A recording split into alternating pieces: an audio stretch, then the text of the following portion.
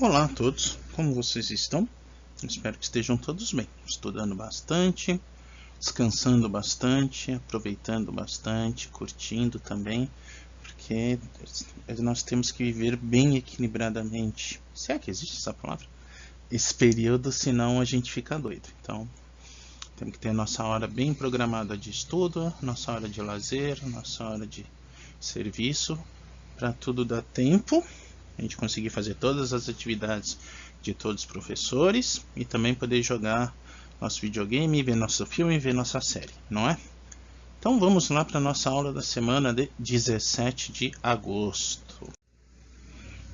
Nosso material de referência, então, nós vamos ter 2 vídeos do Centro de Mídias nessa semana. Oba, o motoqueiro. Porque na outra semana é recesso, né? Vocês devem estar sabendo. Então não haverá pelo que eu sei, nem o vídeo do Centro de Mídias, parece que vai ser uma revisão, um vídeo já gravado. Nós também vamos estar em recesso, então a gente não vai lançar material novo. Então a gente já deixa um material para cobrir, e quando nós voltarmos, nós não estamos com uma diferença tão grande do Centro de Mídias. Nós estamos com uma diferença de um vídeo ou meio vídeo, porque algumas coisas, se vocês prestaram atenção semana passada, nós estávamos à frente do vídeo do Centro de Mídias. Nosso objetivo, mais uma vez, compreender a aula do Centro de Mídias, aprofundar o conteúdo da apostila e incentivar uma reflexão além da reflexão do Centro de Mídias, além da reflexão da apostila. Então, criar novos saberes. Vamos começar relembrando a nossa ideia de filosofia política. Então, relembrando, quando nós falamos em filosofia política, nós falamos como participante na sociedade. Então, nós, indivíduos, cada um de nós, faz parte desta sociedade, e nós, nesta sociedade, queremos aquilo que é o melhor para cada um de nós. Além disso, nós vamos querer o que é de melhor para o outro, porque isto vai passar, é uma dualidade, né? Então, se eu quero um ônibus bom para o meu eu, esse ônibus também será para o outro e vice-versa. Então, isso a gente já aprofundou em outra aula, né? É uma aplicação prática, então nós vivemos a vida política a todo instante. Mesmo você vivendo sozinho na casa, você tem luz, você tem água, você tem telefone, você tem internet, você tem TV. Tudo isso depende de outras pessoas e você precisa ter um arranjo político. Então, por exemplo, eu vou ceder a internet e você vai pagar por essa internet com um símbolo chamado moeda. Essa moeda é uma construção de um lugar chamado Brasil. Se a gente for para os Estados Unidos, para o Paraguai, serão outras moedas. Ou numa situação mais rudimentar, que nós já falamos bimestres atrás, eu vou fazer um escambo. Eu vou oferecer algum produto que eu queira ou que eu tenha sobrando para essa pessoa e ver se é conforme o interesse dela, nós vamos chegar a um acordo. Tá? Isso é uma revisão, é algo que a gente já comentou, só para deixar mais claro. Vamos partir desse slide que os professores do Centro de Mídias usaram na aula, né? Então, o que eles trataram? Das ideias de formas de governo, por isso que eu falo que nós já estávamos adiantados, porque nós já tínhamos visto a forma do Aristóteles e a forma do Montesquieu. Nós vamos dar uma relembradinha, porque é sempre bom fixar.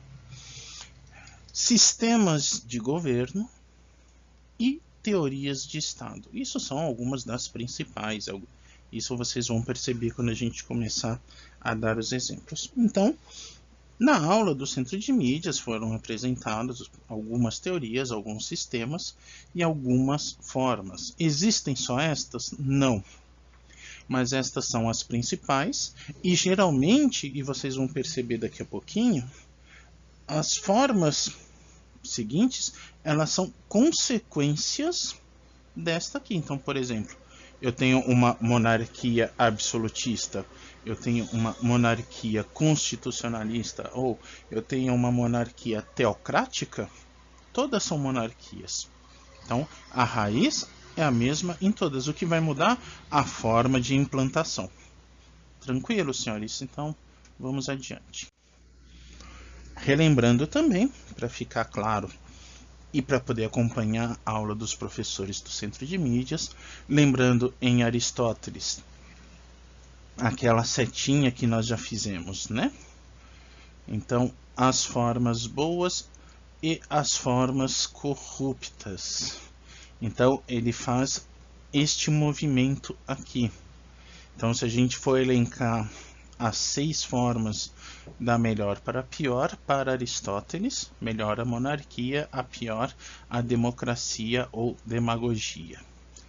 Então isso nós já tratamos na aula passada, os professores trataram no vídeo, eu acho que a gente também não precisa aprofundar. Só para a gente lembrar que Aristóteles, o que acontece? Eu vou usar o critério, deixa eu pôr uma cor mais bonitinha aqui, ou que realce mais, né? Acho que esse aqui. Eu vou usar um critério quantitativo, eita, não pegou. Quantitativo, tem que ser aqui assim. E um critério qualitativo.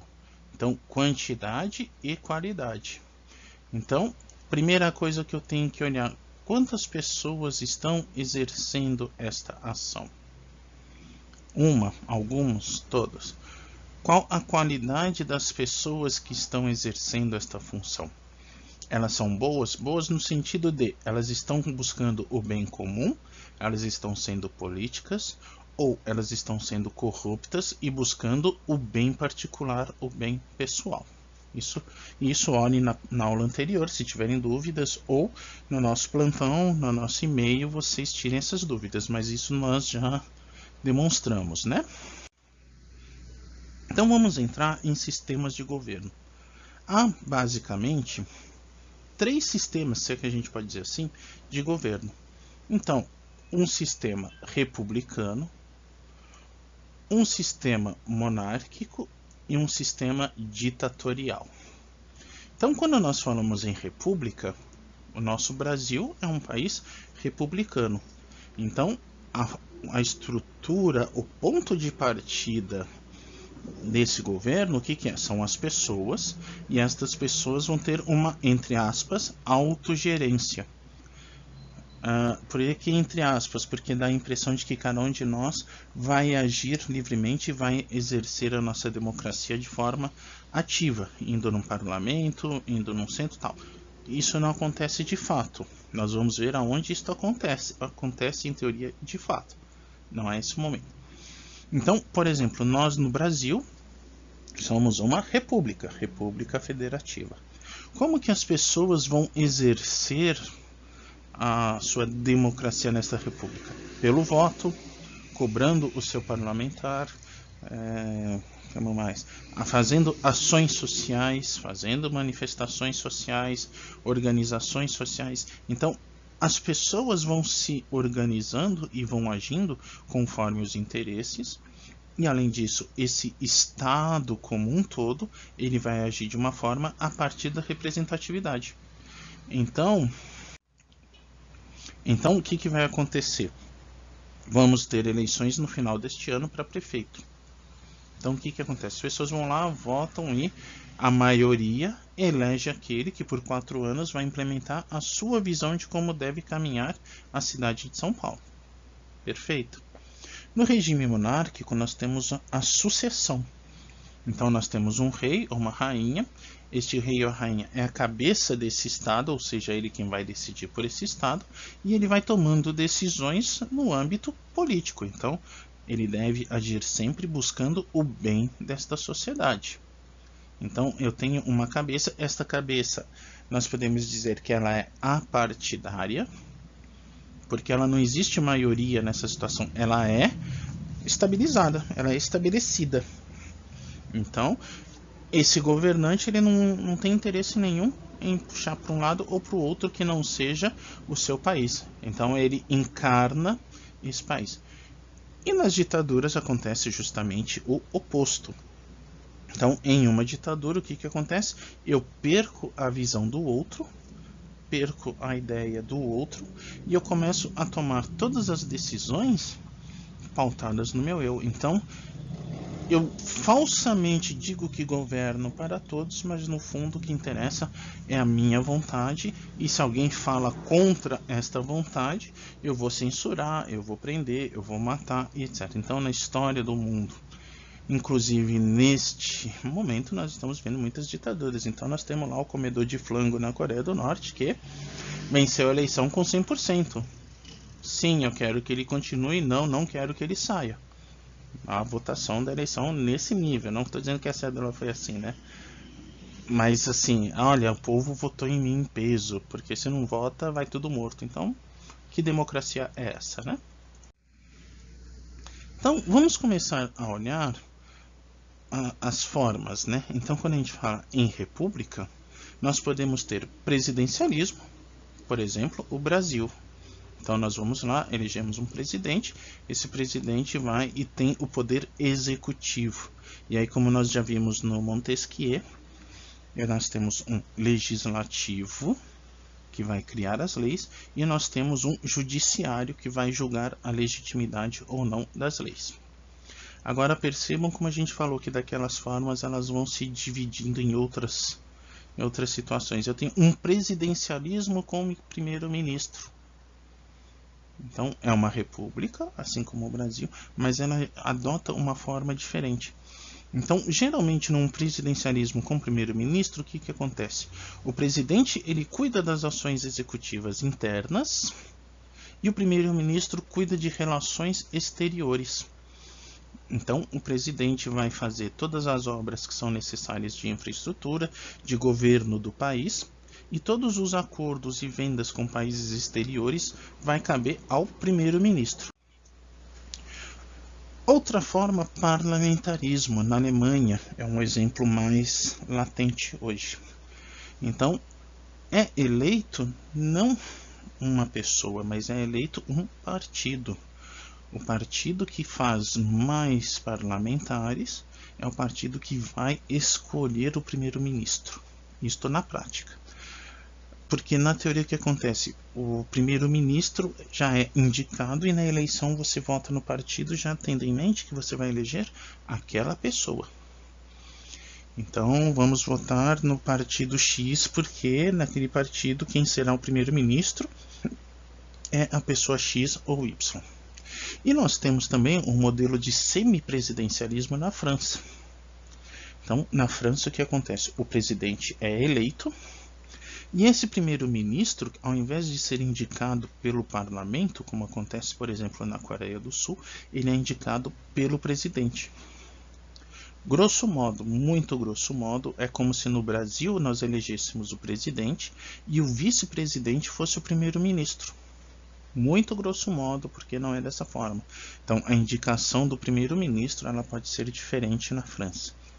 Então, eu voto no presidente na França e esse presidente é livre para escolher o primeiro-ministro. Deu para perceber as diferenças? Todos são repúblicas. Todos se baseiam numa ideia de governo democrático, um governo popular. Não quer dizer que as outras também não sejam, mas aqui é o mais latente. Tranquilo? Vamos adiante. Então, mudando das repúblicas para as monarquias, e aqui eu vou tentar ser bem sucinto, porque tem muita história legal para contar, tem muita coisa interessante quando a gente entra na monarquia. A história do Ocidente passa pelas monarquias, mas não é o nosso foco, e esse vídeo vai ter mais de 1 hora. Então, se a gente começa a contar as curiosidades de cada um desses países, não acaba hoje, né? Então, tentando passar de uma maneira bem rápida. Quando a gente fala monarquia parlamentar, então o que acontece? O primeiro-ministro ele detém o poder de fato, ele é eleito, mas ele não é o último poder na nação. Então, por exemplo, o primeiro-ministro na Inglaterra, ele detém o poder, mas ele, por exemplo, ele não é o comandante do exército. Quem é o comandante é a rainha. Quem detém a última palavra em muitas situações é a rainha. Então, se o Congresso não se acerta, por exemplo, em alguma situação, se o parlamento não se acerta, a rainha detém o poder de dissolver o Congresso, dissolver o parlamento, dissolver o primeiro-ministro e convocar novas eleições. E enquanto ela faz isso, o país caminha numa boa, porque A rainha é a encarnação do Estado. Lembra que a gente falou isso no comecinho do vídeo? Então, o Estado permanece. Quem está administrando esse Estado é que perdeu o emprego e vai ter que começar a remanejar tudo de novo. Então, percebam esta diferença. E aí, curiosidade histórica, quem gosta de Segunda Guerra, vocês vão lembrar que existiam batalhões australianos, batalhões canadenses, batalhões indianos, se eu não me engano os jamaicanos também lutaram na Segunda Guerra, que não tinham nada a ver com conflito. A Austrália estava tendo problemas com o Japão, mas se eu não me engano a Austrália estava no dia D. Por quê? Porque eles fazem parte da Grã-Bretanha, eles estão submissos à rainha. A última autoridade no estado é a rainha. Então mesmo um Canadá longe com um governo próprio, a última autoridade é a rainha. Óbvio que constitucionalmente ela não interfere, salvo uma necessidade extremamente grave. Há também monarquias cerimoniais, como no Japão. Então no Japão sim, o imperador não tem quase nenhum poder ou praticamente nenhum poder, fora um poder cerimonial e religioso. E o primeiro-ministro detém um poder de fato, mas o imperador do Japão detém essa visão, essa ação divina, puxando aqui a ideia do Seishonoye. Então, onde ele está é o estado que está ali. Então, quando teve o tsunami no Japão, lá, aquele terremoto alguns anos atrás, que ele vai lá, é o que? É o estado que está ali, é o imperador que está ali. Então, é bem interessante nessa situação. O Samurai X, o último imperador, Tora e outras coisitas mais que eu não vou me aprofundar, mas é muito legal para entender que o imperador do Japão, praticamente cerimonial, desde o século 6 a.C., mais ou menos. Então os relatos dos imperadores no Japão vêm de 10 a.C., mas desde o ano 6 mais ou menos eles já não têm muito poder. E quando os samurais e os shoguns chegam ao poder, aí que ele não tem poder mesmo. Mas aí é outra tema. Poder despótico. Então, despótico ou absoluto. Hoje, praticamente, a última monarquia absolutista do Ocidente e talvez do mundo é o Vaticano. Então, a partir do momento da eleição do Papa, ele detém poderes quase que absolutos. Você afastar um Papa é praticamente impossível, porque ele encarna o poder religioso e o poder temporal. Então, ele detém, vamos dizer assim, o magistério divino e o magistério terreno. Então, ele age em duas frentes, e nestas duas frentes ele é o soberano que só é afastado quando morre, ou, como fez Bento XVI, quando ele pede a sua renúncia. Ou, num terceiro caso, quando ele tem algo que incapacite verdadeiramente, aí é previsto em lei. Então, Código de Direito Canônico em lei lá tem todas estas situações. A quarta forma que a gente pode pensar é a ideia teocrática, uma teocracia. Por exemplo, o Irã.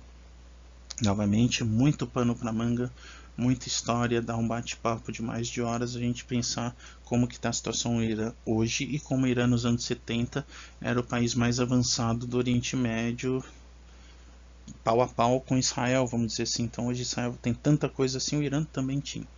O Irã tinha uma monarquia também, o Shah Reza Pahlavi, 1979, lembrando, o Irã é persa, não é árabe. E o Ayatollah Khomeini, em 79, ele volta do exílio para o Irã. Primeira coisa que ele faz, um golpe de Estado, derruba o Shah e impõe um novo governo, e esse governo é um governo teocrático. Então, os líderes religiosos é quem governam de fato o Irã. Eles têm um presidente lá, mas esse presidente é submisso a esse governo e ele faz tudo, ou grandes decisões passam necessariamente pelo governo religioso, pelos ayatollahs. Uma coisa interessante quando a gente pensa no Irã é que, e aí indo um pouquinho para as ideias de ditaduras, uma ditadura, ou um governo mais assim, ele sempre terá uma guarda política. Então no Irã nós temos uma guarda revolucionária, No Iraque nós tínhamos uma outra guarda do Saddam Hussein, que me falha o nome agora. O Hitler tinha a SS, o Stalin tinha os bolcheviques, o Mussolini tinha os camisas pretas. Que mais agora que a gente lembre? Então, o que é uma característica? O Irã ele tem praticamente dois exércitos. Ele tem um exército regular e ele tem esta guarda ligada diretamente, submetida diretamente aos ayatollahs. Porque o que acontece? Que quem detém o poder militar muitas vezes manda de forma política em um estado. Então eu não posso confiar isso numa visão ditatorial cegamente nesse poder, porque esse poder um dia o exército pode virar contra mim. Revolução das flores, a Revolução das Rosas na Inglaterra, né? Quem tiver interesse, dá uma pesquisada sobre isso. Quando a Inglaterra deixou de ser uma monarquia, virou uma democracia, quem estava à frente se tornou mais absolutista do que o rei e tal. Mas aí é para outro momento, né? Já estamos nos alongando. Teorias de Estado. 3 principais teorias de Estado. Será que a gente pode falar em teoria de Estado, né? Aí é uma grande discussão que eu tenho com o professor Wesley, volta e meia, a questão da anarquia. Por quê? A anarquia é sem Estado. Então o conceito de anarquia é a autorregulação. Lembra que a gente falou lá no começo da aula da autorregulação como uma democracia? Então, na anarquia não precisa Brasil. Na anarquia, cada indivíduo é livre, cada indivíduo é o seu país e cada indivíduo vai agir conforme seu interesse e vai tecendo acordos com o seu vizinho para fazer esse interesse acontecer. Pelo cronograma do Centro de Mídias, parece que a gente vai conseguir aprofundar mais um pouquinho esse conceito de anarquia. Então, por enquanto, é só para a gente ter uma ideia como que isso funciona. Socialismo, conceito de social, então esse Estado também é um Estado totalitário. Eu estou pensando em comunismo, que é um estágio seguinte, isso é na visão marxista. Hoje em dia, o neomarxismo, Frankfurt e outros casos, já vem uma diferença nessa situação. Então, o socialismo, um Estado forte, um Estado centralizador, um Estado onde tudo está concentrado nesse Estado e esse Estado vai distribuindo conforme a necessidade de cada um.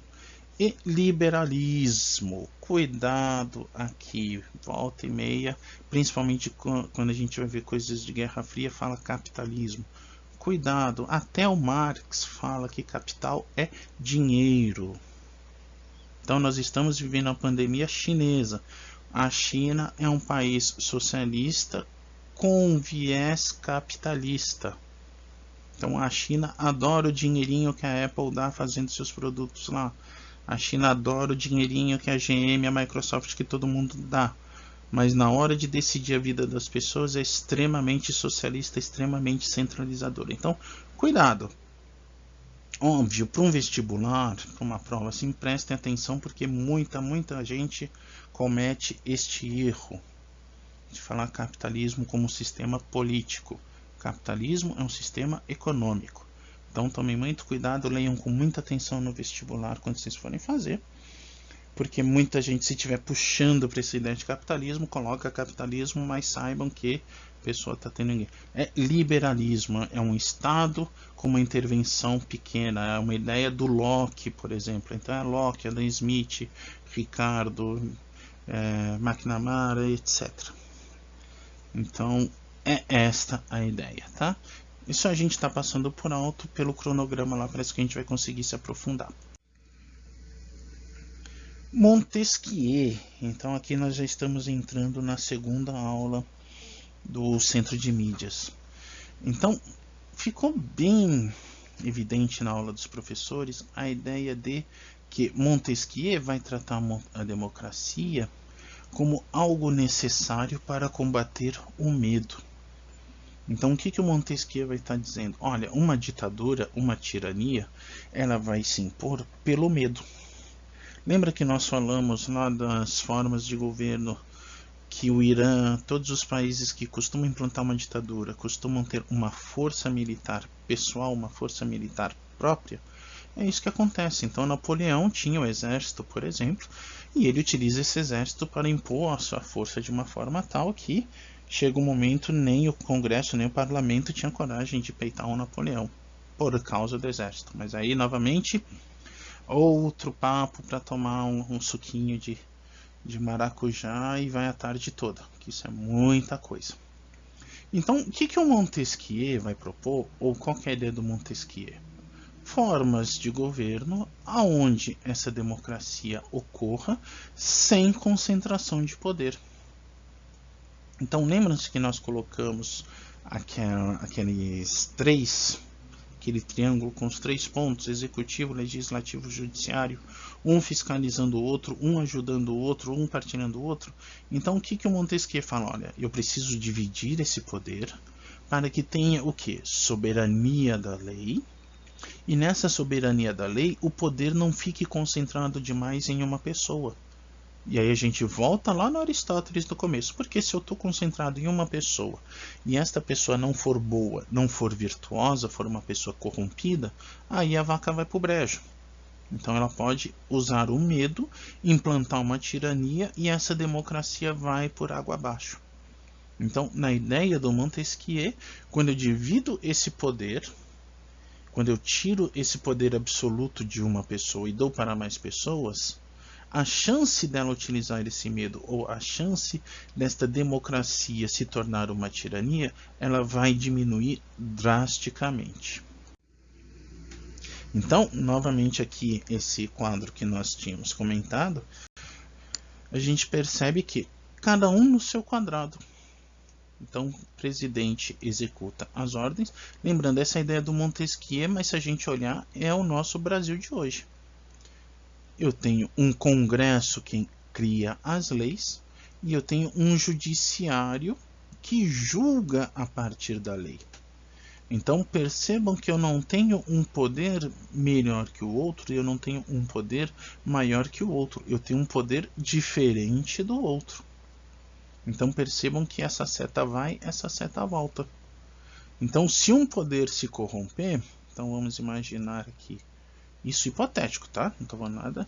Se um poder se corromper, eu tenho 2 poderes com a possibilidade de agir contra ele, ou de fiscalizar e de tomar alguma atitude. Então, se eu começo a ter uma ação tirânica em um poder, eu tenho outros 2 poderes para refrear.